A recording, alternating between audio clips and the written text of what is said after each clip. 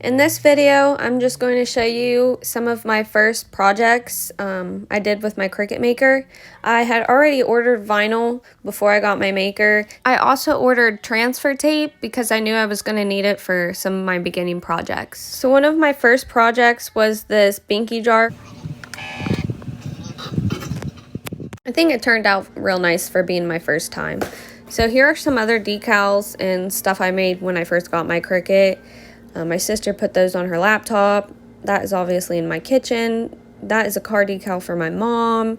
I made all kinds of baby onesies. I tried doing cups, ornaments, 2 colors, layering, just anything I could really try. I got my hands on. I even tried doing a tumbler. This is for myself, and I wanted to feel the glitter, so I didn't want to use epoxy over it to seal it. So I decided to use Mod Podge, and it turned out really awesome. I freaking love this tumbler. I really enjoyed doing t-shirts and onesies, so I wanted to do more like difficult designs by adding more colors, using holographic vinyls, which, by the way, most of that is cool peel, so you need to make sure you let it cool down before you try peeling your design up. I contoured in Design Space to be able to put more color into my designs. So when I started messing with glitter iron-on vinyl, I ruined a whole roll of it. I shortly discovered I needed to set my cutting setting to iron-on glitter mesh, and it worked perfect. When I started doing canvases, I started with something really simple. These were my niece's footprints that I didn't finish the previous year. Then I moved on to turning pictures into SVGs and putting those onto canvases. I decided to use heat transfer vinyl. You can also use permanent vinyl. I also enjoy making reverse canvases. There will be a future video on how to do that. I made a couple Spotify plaques.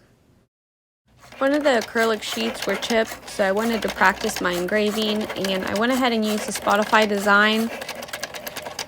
It turned out really great. I will say, don't put your tape over where your design's going to engrave. Also, the code didn't scan, but maybe if you fill in the code, it would. I don't know. So for making keychains, I've made so many, and I love this little trick.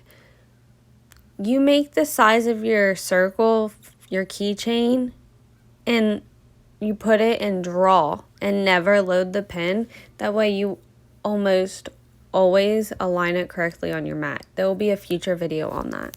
So after I got really familiar with Design Space, I was able to create my boyfriend a number plate for his 4-wheeler.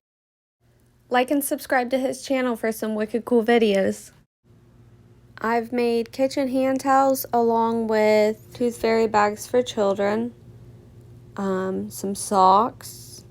I've done bathroom sets, tic-tac-toe bags, stuffed animals, these huge canvases for my mom. They were 2 matching signs. I mean, they were huge.